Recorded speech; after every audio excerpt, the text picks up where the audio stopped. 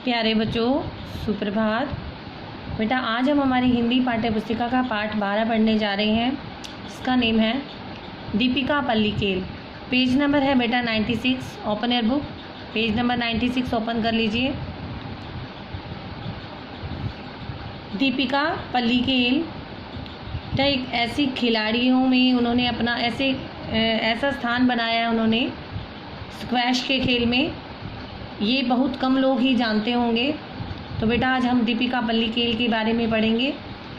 हमारे देश भारत में क्रिकेट की दीवानगी ऐसी है जैसे भारत में कोई और खेल खेला ही नहीं जाता।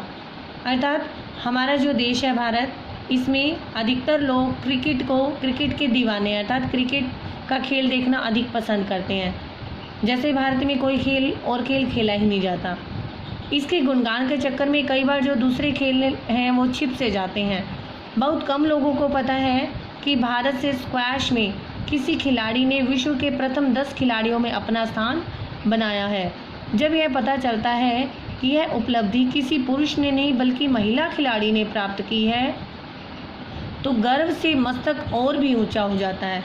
जी हाँ, भारत की दीपिका पल्लिकेल स्क्वैश में अब अपना विशेष स्थान रखती हैं। ठीक है, अब हम इनके जन्म स्थान के बारे में पढ़ेंगे। जन्म कब हुआ था? दीपिका का जन्म 21 सितंबर 1991 को चेन्नई में हुआ था। उनका परिवार केरल का रहने वाला और खिलाड़ियों का परिवार है। उनकी मां सूसन पल्लिकेल भारतीय महिला क्रिकेट टीम की कप्तान भी रह चुकी हैं और उनकी दादी केरल की ओर से एथलेटिक्स में भाग लेती थी। उनके दादाजी ऊंची कूद में राष्ट्रीय चैंपियन रह चुके हैं।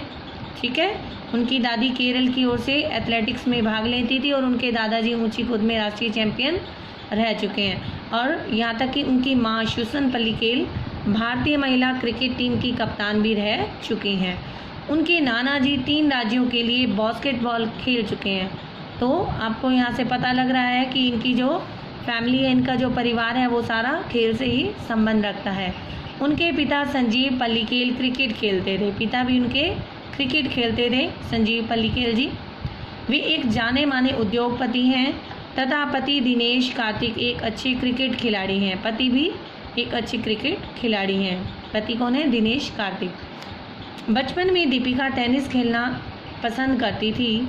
स्क्वैश की ओर उनका झुकाव अचानक ही हुआ। एक बार गर्मी की छुट्टियों में उनकी एक सहेली स्क्वैश खेलने गई। अपनी सहेली के साथ रहने के लिए दीपिका ने भी कैंप में अपना नाम लिखवा लिया।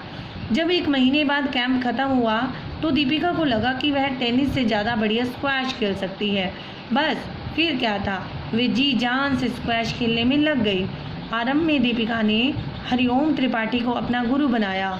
इसके बाद वे इंडियन सीमेंट स्क्वैश अकादमी में चली गई जहां उन्हें भारत के राष्ट्रीय कोच साइरस पोंचा ने स्क्वैश का प्रशिक्षण दिया। 14 वर्ष की आयु में अपना खेल निखारने के लिए दीपिका मिस्र चली गई। वहां उन्होंने मिस्र के राष्ट्रीय कोच अमीर वागी से कोचिंग ली। इसके बाद इंग्लैंड के मैल्कम विलस्ट्रॉप से स्क्वैश के गुण सीखे, दावपेच सीखे। आगे है बेटा, प्रशिक्षण और कड़े परिश्रम का उन्हें अच्छा फल मिला और देखते देखते जूनियर सर्किट में दीपिका के नाम की धूम मच गई। अंडर 17 टूर्नामेंट में उन्होंने फ्रेंच ओपन और ब्रिटिश ओपन के 8 खिताब जीते। इस तरह वे अंडर 17 की17 में दुनिया की नंबर 1 खिलाड़ी बन गई। सन 2006 में उन्होंने व्यावसायिक रूप में स्क्वैश खेलना शुरू किया पर बड़े स्तर पर उन्हें सफलता सन 2011 में मिली। सन 2012 उनके लिए सबसे अच्छा रहा। इस साल वे अपनी नई कोच सारा फिट्जगेराल्ड के साथ नई ऊंचाइयों को छूने में सफल रही। वह टूर्नामेंट ऑफ चैंपियंस में उप विजेता रही। इसके अलावा वे ऑस्ट्रेलियाई ओपन के सेमीफाइनल में भी पहुंची। सन 2013 में उन्होंने मकाऊ स्क्वैश ओपन और मीटवुड फार्मेसी ओपन में जीत हासिल की। स्क्वैश की विश्व चैंपियनशिप में भी वे क्वार्टर फाइनल तक पहुंचने में सफल रही।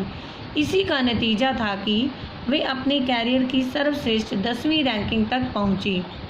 सन 2012 में उन्हें अर्जुन पुरस्कार तथा सन 2014 में पद्मश्री से सम्मानित किया गया। उन्हें पढ़ना बहुत पसंद है। खाली समय में वे किताबें पढ़ती हैं। वे अंग्रेजी साहित्य अर्थात इंग्लिश लिटरेचर की पढ़ाई भी कर रही हैं। उन्हें सी फूड के साथ साथ सदाबहार साउथ इंडियन खाना भी बहुत पसंद है। दीपिका को तेलुगु फिल्मों में हीरोइन बनने का प्रस्ताव भी मिल चुका है, पर उनकी पहली पसंद स्क्वैश है। इसके अलावा वे किसी और क्षेत्र में जाना भी नहीं चाहती थी। इज इट क्लियर बेटा? तो आज हमने दीपिका पल्लीकेल जी के बारे में पढ़ा। तो आपने इनके जो परिवार के सदस्य हैं उनके बारे में भी आपने अच्छे से पढ़ा। इसको आपने अच्छे से ध्यान रखना है, अंडरलाइन कर लीजिए। ओके, तो आपने इस पाठ को अच्छे से रीड करना है, पढ़ना है व इसका अभ्यास करें बेटा। आप स्वयं फाइंड आउट करेंगे। ओके बेटा, थैंक यू बेटा।